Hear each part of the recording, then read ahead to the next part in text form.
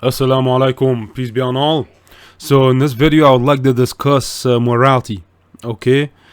Because lately I've had a lot of atheists who basically came and they try to predicate morality on physiology or physicality, hedonism pretty much. So this is my argument in a nutshell. I'm going to read a post of mine. This is an old post. The atheists predicate all of their morality on a subjective notion concerning physical pleasure and pain, hedonism. On an Islamic worldview, objective morality transcends the relative and subjective, rendering it objective.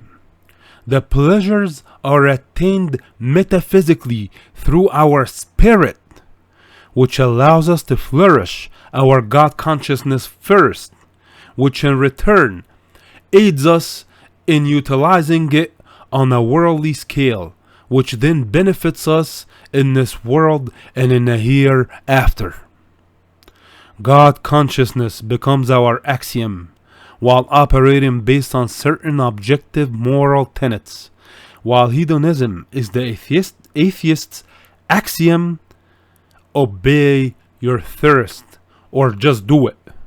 These are slogans. One is for Sprite, obey your thirst, and the other is for Nike, the basketball shoes or running shoes, just do it. Physical pleasures through our senses. Under consequentialism, this is the framework that the atheists work based off. Under consequentialism and utilitarianism, hedonism is achieved through the harm principle. It's all predicated on this physicalist approach of pleasure and pain. But on an objective morality, the muhsin, not the Muslim, the muhsin, the one who is a purifier of faith, matter of fact as well, sells his or her own self, ego, soul, to seek the pleasures of Allah instead. وَمِنَ النَّاسِ مَنْ يَشْرِي نَفْسَهُ بِابْتِغَاءِ مَرْضَاتِ اللَّهِ وَاللَّهُ رَءُوفٌ بِالْعِبَادِ. And among men there is one who sells his very soul to seek the pleasure of Allah, and Allah is very kind to his servant. So this is you have to think profoundly about that. Restraining their self. So when they sell the soul now, when they sell the ego, okay, because the ego also allows you to fall into temptations which are bestial temptations based on bestial urges, okay, like the animals. And that's why under atheism, your morality is no different than the animals in the wild, to be frank. So restraining their self, ego, soul, from falling into the temptations which debase the human being into being irrational and bestial, metaphorically as the apes. But the muhsin does not like to wrong themselves. The muhsinin, they do not like to wrong themselves and others. Even when they're alone in seclusion, they're always God conscious. Now, hence when human falls into error, which is sin, because a sin is actually a mistake, because we are all good by nature from an Islamic lens, we're all pure, okay? We're not omniscient, and that's the problem. That's why we don't know our outcome, and we sometimes do not know why we might feel a certain way. Nonetheless, not to digress, let me get back to the point. When the human falls into error, sins, if they do not recognize their fault, they continue in the path of ignorance, delving into the irrational and or absurd.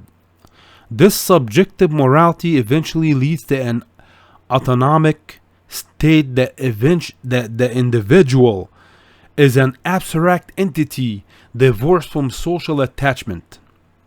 This is individualism now, because that's what it all comes down to. You're an individual in under a social construct, and the government operates based on expediency. The expediency of the government, which is considered the rules that they set out based on their own subjectivity and relativity, you follow it, and the rest is just up to you, based on individualism. This is detrimental, as it can cause the individual to become selfish and heedless of his actions that may affect others as well, causing an absurd butterfly effect, not only to them, but to their subjects, the people they deal with. And this is why utilitarianism and consequentialism are based on subjectivity and relativity. They're not objective. They're not grounded in anything. And since we're not omniscient, consequentialism can lead to absurd outcomes, especially if the person is not God conscious, heedless, operates based on the temptation of his own ego. Things can get out of hand. Okay? You operate based on the بِمَا تَهْوَى أَنفُسَهُمْ, as the Quran says, the temptation of their own psyche, their own selves. This is their own temptation. They felt like doing that without repercussion, ramifications, consequences, without insight, foresight, having discernment, being a people of discernment. And that's what Allah says, فَاعْتَبِرُوا يَا أُولِي الْأَبْصَارِ. Take listen, O you people of discernment. Take listen. So the wise is the one who looks and reflects on people's outcomes, learns from people's actions and the outcome that comes with it. That's the wise. That's the person of discernment. But without God consciousness and certain objective moral tenets, we will not be able to operate. Everyone will be operating based on the temptation of their own ego. And that's why I say under atheism, it's moral nihilism. Just like under atheism, it's nihilism, then it follows through logically. Moral nihilism. Because on atheism, there is no such thing as morality and immorality. It's a morality. A lack of morality. Just like a lack of belief. You follow me? If that's the definition you want to use. But nonetheless, even if you take out God out of the equation and morality is subjective, and that's the bottom line, you're in no position. I'll tell you this right now. If I was an atheist, I will demand from everyone. You see, it becomes contradictory now. Why should you listen to my own demands, and why should I listen to your own demands? There'll be a conflict. Because who are you to impose your morality on me based on the social contract, based on utilitarianism, the greater good for the people? You know what I'm saying? Because that's what it is, if I'm not mistaken. It's basically the doctrine that an action is right insofar as it promotes happiness, and that the greatest happiness of the greatest number should be the guide principle of conduct. So it has to benefit the majority. You know, that's what it is at the end of the day. And what if I'm not happy with that? Based on my own subjectivity, then am I considered a deviant? What is deviancy under atheism? Just because I don't want to follow a bunch of people. And by the way, utilitarianism is like Nazi Germany. Like the time of genocide. Like the time of the Americans when they enslaved the black Africans. That's utilitarianism in a nutshell. It benefits the greater number of people. The hell with the minority. And consequentialism, look at what it did.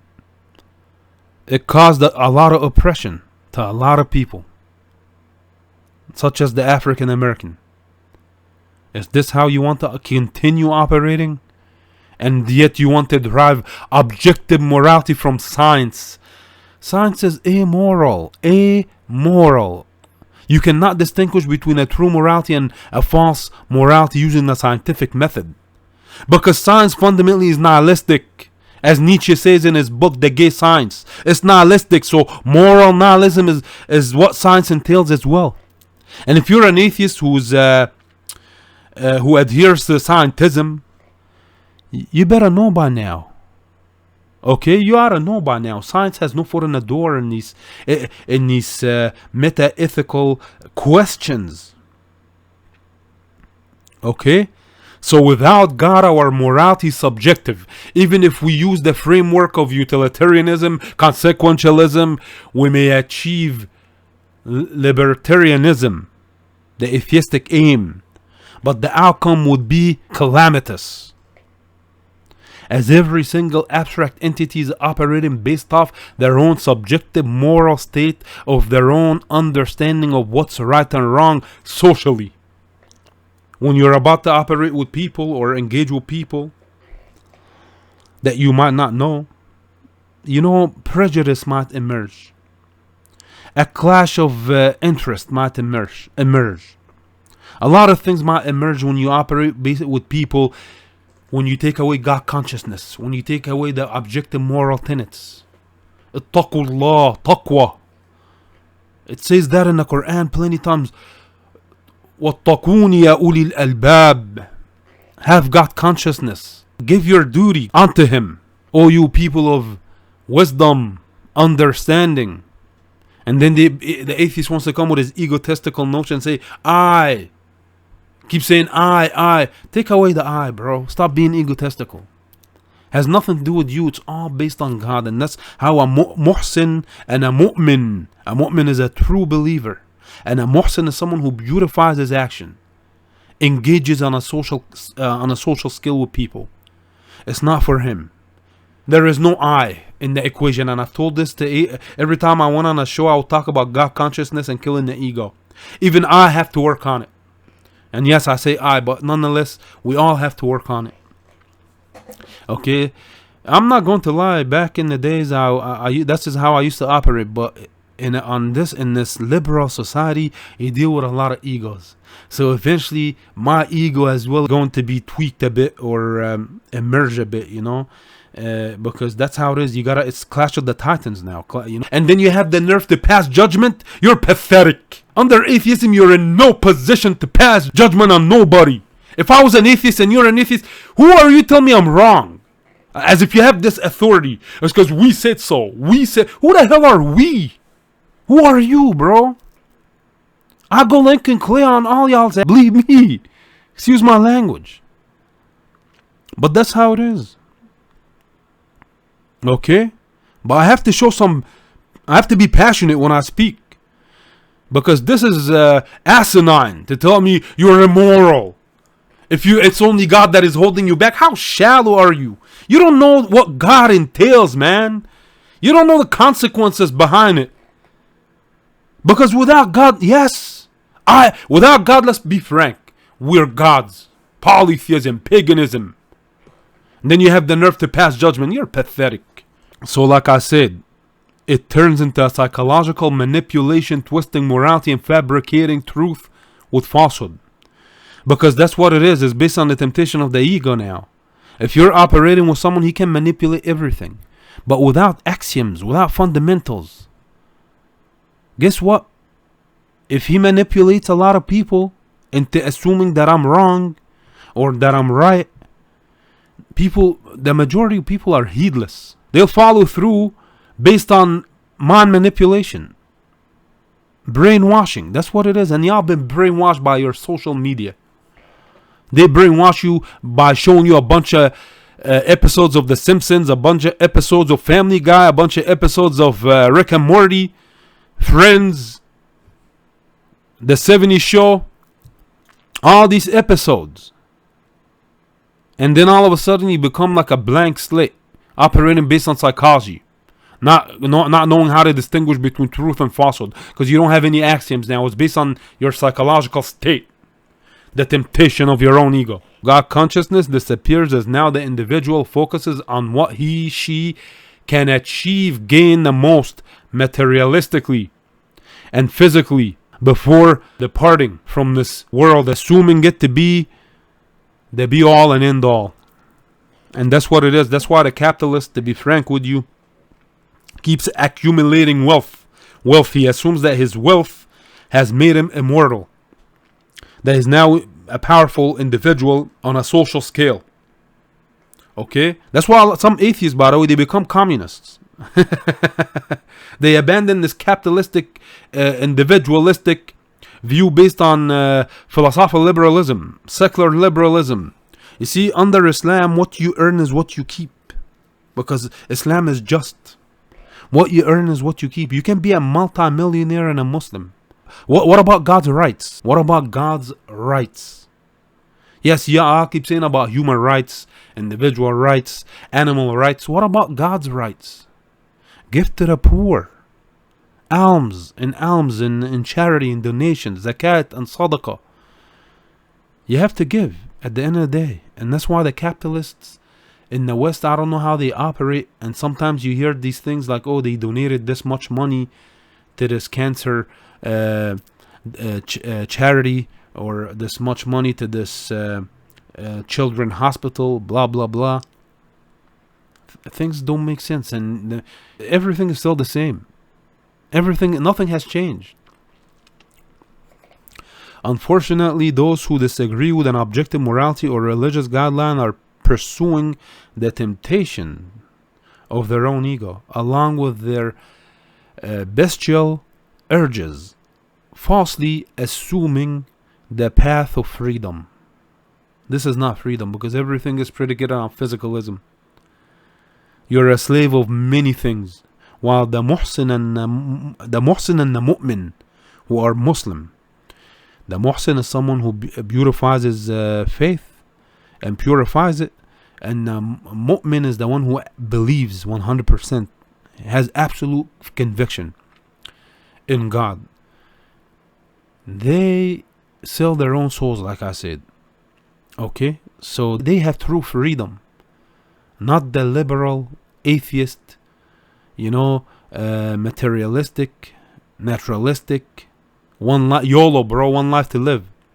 While all of this may seem to work for them under a powerful advanced civilization, because now you see, y'all became atheists because y'all in a hegemony. You live in a hegemony at the end of the day. If it wasn't for a hegemony, y'all would be God conscious.